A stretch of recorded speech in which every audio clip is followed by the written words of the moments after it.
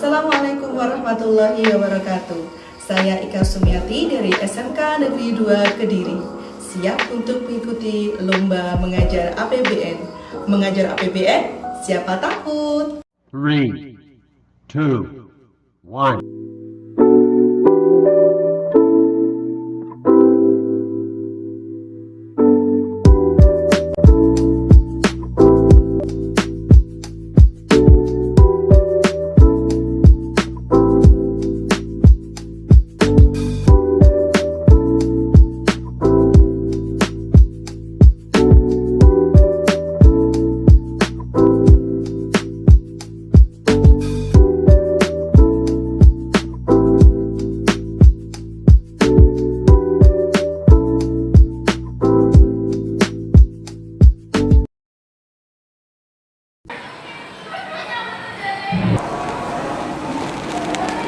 Kamu kenapa yuk? Kemarin habis suntik vaksin, masih nyeri. Alah, sakit sedikit itu, nggak apa-apa biar kita kembali lagi COVID. Duduk sini dulu ya. Dan ya, orang di Indonesia semua divaksin. Apa nggak mahal tuh biayanya? Iya dong, pasti mahal. Apalagi vaksin ini kan diimpor dari luar negeri. Kata Pak Menteri Erick Thohir, diperlukan 77 triliun untuk vaksin ini untuk mencapai herd community atau kekebalan kelompok 70% penduduk Indonesia. Wah, banyak banget. Terus biaya sebanyak itu dari mana? Ya dari uang kita. Apa? Uang kita? Iya, APBN. What? APBN? Biar tahu, kita simak penjelasan Bu Ika yuk. Halo anak-anak, kita akan belajar tentang APBN.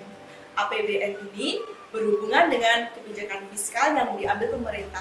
Tahukah kamu apa itu kebijakan fiskal? Kebijakan fiskal adalah suatu kebijakan ekonomi dalam rangka mengarahkan kondisi perekonomian untuk menjadi lebih baik dengan mengatur pendapatan dan belanja negara. APBN adalah anggaran pendapatan dan belanja negara.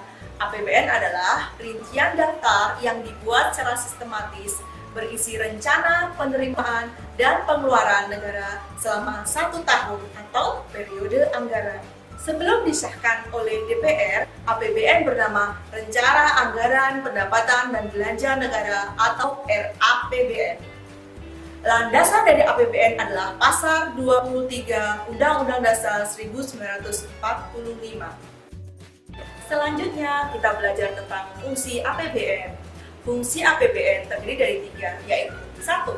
Fungsi alokasi, 2. Fungsi distribusi, dan yang ketiga, fungsi stabilisasi. Yang pertama, fungsi alokasi. Pemerintah mengalokasikan atau membagi-bagi pendapatan negara yang diterima sesuai dengan target atau sasaran yang diinginkan. Misalnya, menetapkan besarnya anggaran untuk belanja gaji pegawai, belanja barang, dan dari anggaran pembangunan infrastruktur. 2. Fungsi distribusi. Dari APBN, pemerintah dapat menyalurkan pendapatan negara secara adil dan merata untuk memeratakan pendapatan dan kesejahteraan masyarakat. Contohnya, memberikan BLT, subsidi BBM, bahan pokok, dan listrik, atau memberi bantuan dana bagi masyarakat terdampak COVID. Yang ketiga adalah fungsi stabilisasi, yaitu menjaga stabilitas dan akselerasi kinerja ekonomi agar ekonomi Indonesia tetap stabil. Contohnya, saat pandemi atau harga tinggi, pemerintah melakukan operasi pasar untuk bisa menstabilkan harga. Anak-anak, selanjutnya kita akan belajar tentang instrumen kebijakan fiskal. Anggaran belanja terdiri dari pendapatan negara dan belanja negara. Untuk pendapatan negara, yaitu pajak dan non-pajak. Sedangkan untuk belanja negara, yaitu untuk pembangunan, subsidi, bencana, utang, dan lain sebagainya. 2 tahun sudah Indonesia dilanda krisis pandemi COVID-19. Lalu bagaimanakah APBN menjadi solusi dalam masa krisis ini? Kita simak bersama penjelasan dari Kepala KPBN Kediri, Bapak Dr. Andes Surahmat Lubis. Assalamualaikum Pak Lubis. Waalaikumsalam. Jadi di tahun 2021 ini anggaran atau pagu untuk COVID ini, khususnya COVID ada 744,77 triliun.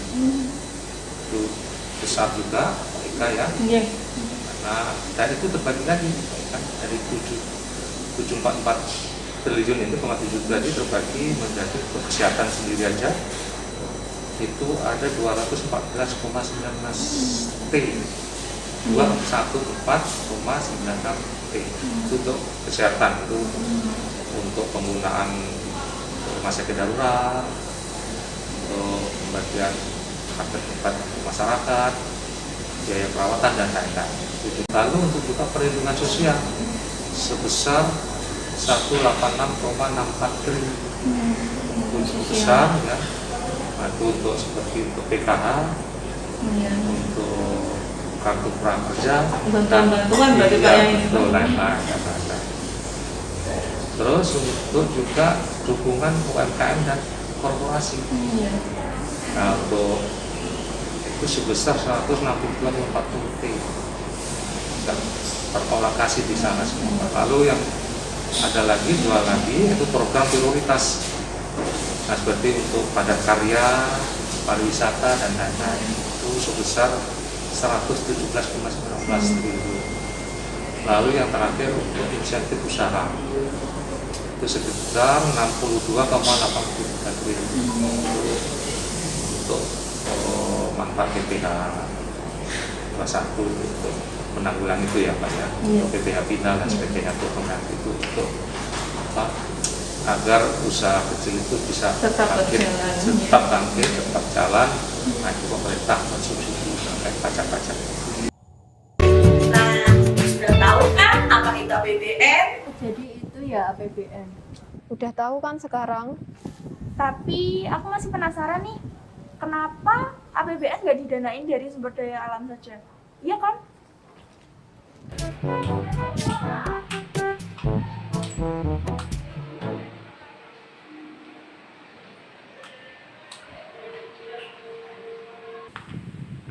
Assalamualaikum. Waalaikumsalam. Silakan Bu. Ya, Lagi ngomong apa ini kalian? Seru banget. ngobrol tentang APBN Bu. Oh, seru nih. Iya Bu, tapi saya masih punya pertanyaan nih Bu. Indonesia kan kaya Bu, terus sumber daya alamnya juga melimpah. Apa itu tidak cukup untuk mendanai APBN? Kenapa harus mengut pajak dari rakyat? Oh, good question. Jadi gini, kalian tahu kan bahwasanya sumber daya alam itu bisa diperbarui dan tidak bisa diperbarui. Kalau sumber daya alam yang bisa diperbarui itu pasti membutuhkan pengelolaan, dana pengelolaan. Sedangkan kalau sumber daya alam yang tidak bisa diperbarui, tentunya kalau kita pakai terus-menerus, lama-kelamaan bisa habis dong. Nah, kalau habis, nanti bagaimana anak keturunan kita 2 tahun, 3 tahun, bahkan sampai nanti anak cucu kita nggak bisa memiliki sumber daya lagi. Itulah mengapa pajak menjadi sumber utama dari APBN kita. Faktanya 82% dari sumber pendapatan APBN itu berasal dari pajak. Oh gitu. Kita harus peduli terhadap APBN ya Bu. Kan APBN uang kita. Kali negara ini sama dengan keluarga, jadi APBN itu sama dengan keuangan keluarga. Selayaknya keluarga, kita itu harus aware, tahu, peduli, dan menjaga APBN. Sama seperti kita menjaga keuangan keluarga kita. Bagaimana? Kalian siap? Siap Bu. APBN uang kita wajib tahu, kita wajib jaga. Yuk belajar APBN,